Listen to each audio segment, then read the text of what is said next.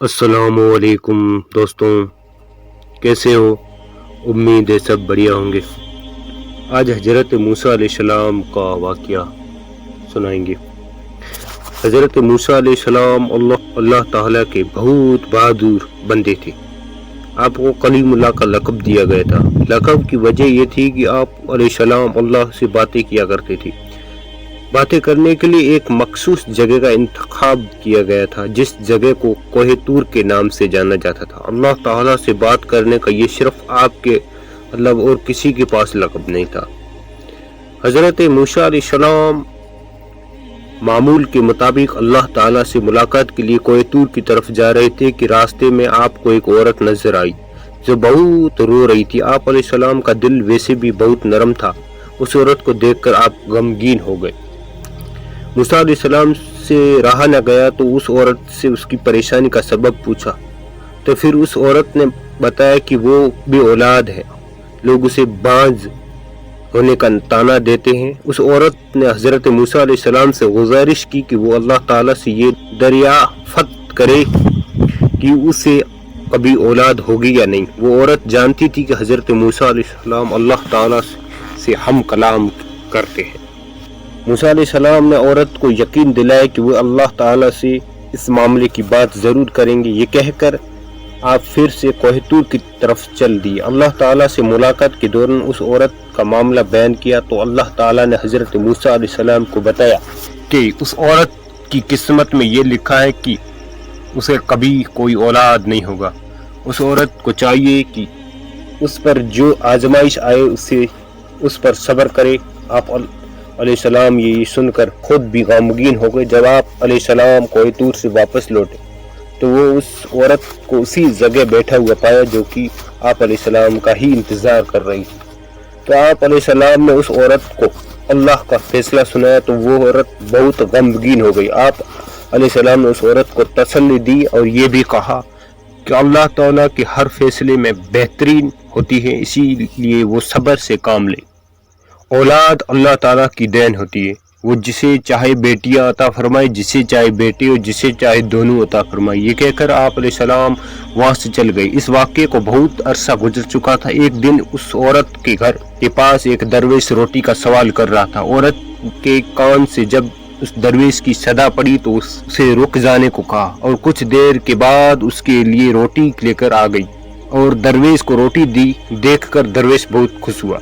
दरवेश ने उस औरत को औलाद होने की दुआ दी और अल्लाह ताला ने उस दरवेश की दुआ कबूल कर ली और फिर अल्लाह ताला ने औरत को औलाद की नेमत से नवाज दिया। इस बात की खबर जब हज़रत मूसा अलैहिस्सलाम तक पहुंची तो बहुत हैरान हुए, क्योंकि अल्लाह ताला ने तो उन्हें बताया था कि इस औरत की किस्मत में औलाद का ना होना लिखा था, तो ये कैसे मुमकिन हुआ कि उसे औलाद हो गई। मूसा अलैहिस्सलाम दोबारा कोहे तूर पर गए और उस औरत के मामले के बारे में अल्लाह ताला से पूछा कि मैंने आपसे पूछा था कि उस औरत को औलाद होगी या नहीं, तो आपने फरमाया था कि औलाद उसकी मुकद्दर में नहीं है, तो ये कैसे मुमकिन हुआ कि उसे औलाद हो गई। अल्लाह ताला ने आप अलैहिस्सलाम के सामने एक शर्त रखी और अल्लाह ताला ने आप अलैहिस्सलाम को इंसान का गोश्त लाने को कहा। जब अल्लाह ताला अंबिया इकराम को इस चीज़ का हुक्म दिया करते थे तो कोई भी अल्लाह ताला से सवाल भी नहीं किया करता था। इसलिए हज़रत मूसा अलैहिस्सलाम ने अल्लाह ताला की इस शर्त पर भी कोई सवाल नहीं किया। फिर अपनी बस्ती में जाकर लोगों को अल्लाह ताला के हुक्म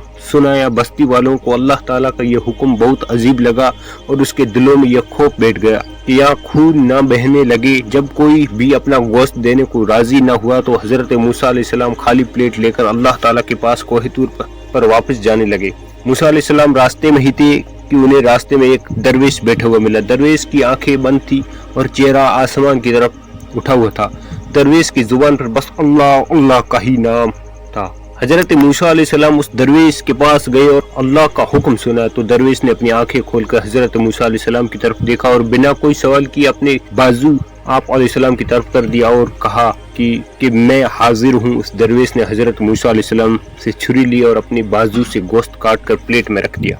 یہ دیکھ کر حضرت موسیٰ علیہ السلام بہت خوش ہوئے۔ پھر آپ علیہ السلام اس درویش کا گوشت لے کر اپنی منزل کی طرف روانہ ہو گئے۔ آپ علیہ السلام ابھی کچھ دوری گئے کہ اس درویش نے آپ کو پکارا اور کہا کہ ہو سکتا ہے کہ اللہ تعالیٰ نے گردن کا گوشت مانگا ہو، اور پھر اس نے اپنی گردن سے گوشت کاٹ کر آپ علیہ السلام کی پلیٹ میں ڈال دیا، اور پھر اس درویش نے اپنی جسم کے ہر جگہ کا گوشت کاٹ کر پلیٹ میں رکھ دیا۔ حضرت موسیٰ علیہ السلام نے کوہ طور پر جا کر گوشت سے بھری ہوئی پلیٹ اللہ تعالیٰ کے سامنے پیش کر دی۔ اللہ تعالیٰ نے حضرت موسیٰ علیہ السلام سے پوچھا کہ یہ گوشت کس سے لائے ہو؟ تو حضرت موسیٰ علیہ السلام نے اللہ تعالیٰ سے سارا قصہ بیان کر دیا۔ اللہ تعالیٰ نے فرمایا کہ یہ موسیٰ، یہ میرے بندے کا مجھ سے، اور اس کی حد تو دیکھو کہ اس نے اپنی تکلیف کا نہ سوچا، اس نے میری رضا اور خوشی کی خاطر اپنی جسم کی بوٹیاں کاٹ کر تمہارے سامنے رکھ دیے۔ اے موسیٰ، اب مجھے تم خود بتاؤ، جو میرا بندہ میرے عشق میں خود سے بھی بے پرواہ ہے، اس سے کوئی سوال کرے اور مجھ سے دعا مانگے تو میں اس کی دعا کیسے قبول نہیں کروں گا؟ اے موسیٰ، یہ میرا ہی وہی بندہ ہے جس نے مجھ سے اس عورت کے حوالے سے سوال کیا تھا۔ میرے اس نیک بندے نے ہی اس عورت کے لیے اولاد کی دعا کی تھی، تو بھلا میں کیسے اس کی حاجت پوری نہیں کرتا؟